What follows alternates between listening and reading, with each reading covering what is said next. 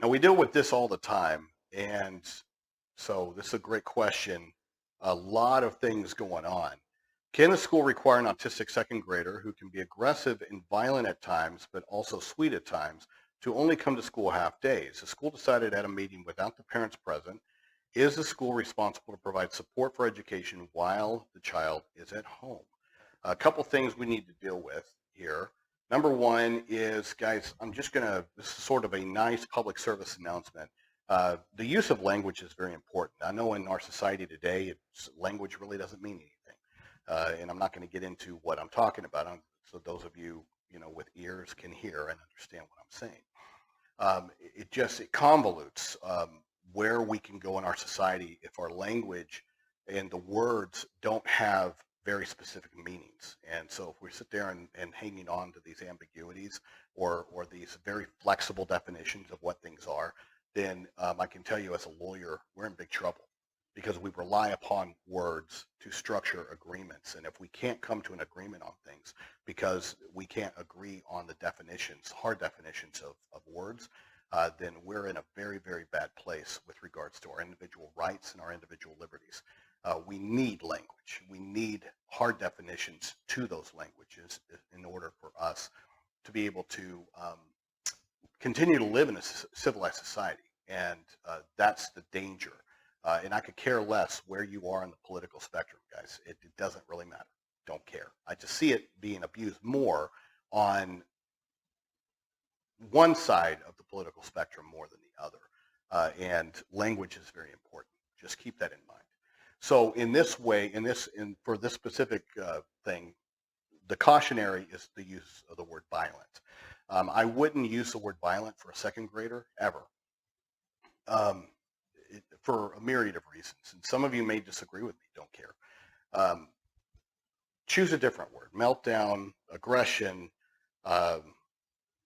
episode, whatever you want, however you want to describe that. It's just that violence in our society denotes a very specific thing in the minds of most human beings. And so that's what you're trying to avoid. You're trying to avoid the people that you interact with that are also responsible for your child or potentially responsible for your child in the form of police, mental health, whoever. By using the word violent, depending on their experiences and their personal definitions of what that means, it could create an entire huge mess, which you're probably already in because that's how it's been explained to you. Okay? I would change that. Every time you hear somebody use the word violence, very nicely correct them that is just not the case. I know that we like to say that, walk a mile in my shoes, but guys, a lot of people that have not had interaction with special needs or mental health type of issues, don't have anybody in their family, don't interact with them, or the interaction that they've had have been negative, then that's going to be their perception, and you can't do anything about ignorance other than education. Now, how do you attack ignorance? You do it through education, and that is simply using the right words. And in this case, it wouldn't be violent for a second grader at that age. It would be denoted more in the realm of meltdown, which is no different, guys. All of us, most of it, like for example, Helen Keller, her behavior was a direct response to her inability to communicate and her lack to communicate. So the behavior became a piece or a structure of communication until she was given that outlet to be able to communicate. And we know what happened with the story after that point.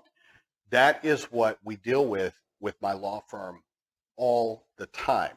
That's why we insert the professional to have an expertise in this area. This is why we layer the kind of program that the child needs so that we're not just swatting at the behavior, being reactionary to the child's responses. We're backing that up to identify why the child is reacting this way. Is it language deficits?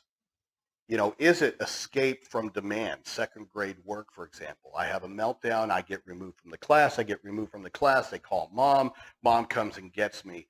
Repeat, rinse, that kind of thing. The child has now been reinforced and rewarded for behaving like this because they are able to escape or avoid the demand of, let's say, second grade work. And you sit there and say, well, the kid can't be in there. Well, what tools, what minimal acts has the school taken to make that environment appropriate?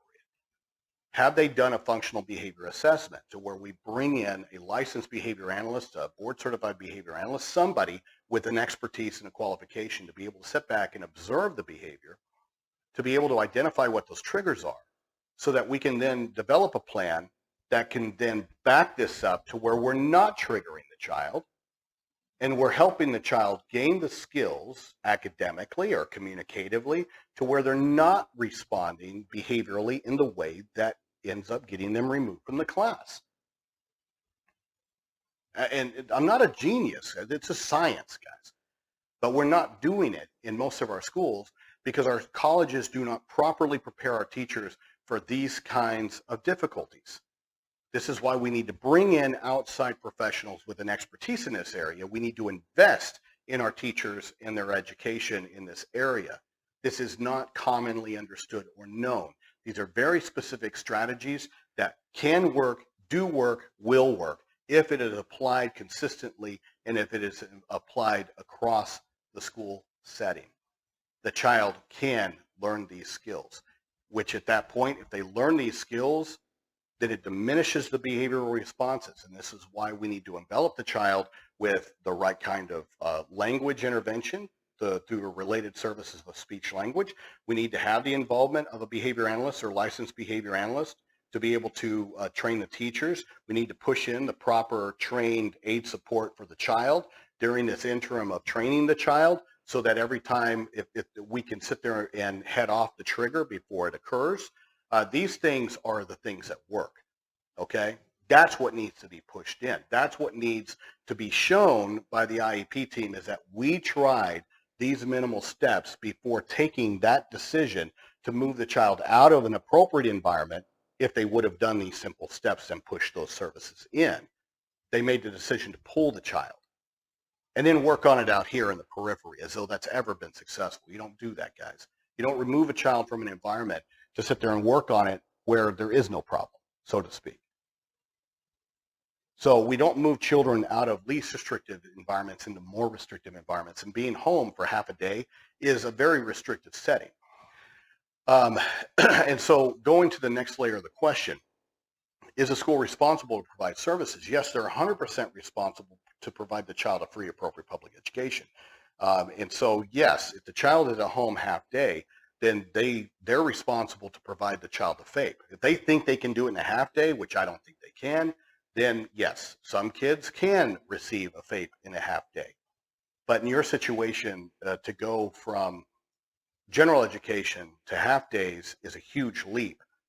What have you done in between to try to see if there's another point along the continuum that was appropriate? And they haven't done that. They went to an extreme, and they bounced him way out here. And so at that point, yes, I think that you guys have a great case to be able to press that and to be able to push in the right kind of services in order to create the kind of environment that the child needs in their general education setting. I don't think that they've met that standard or even attempted it, in my viewpoint. Just based upon just my experience in reading your question, we deal with it a lot. It just seems extreme and frustrated. The adults got frustrated.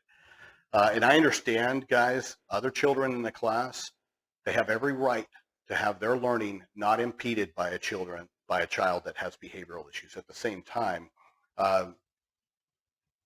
that's not free. That's not all the time. And so what has the school done on a minimal level, even on a base level, to sit there and try to make it appropriate? What have they pushed in? What have they attempted? That's where somebody like me comes involved, and I'm going, I understand the rights of everybody else. I got that. But what have you done to sit there and show that you can be successful for this child? Final thing is, if they haven't invited the parent, that's a huge, huge no-no. But if they did invite the parents and the parents did not return the notice, they can have the meeting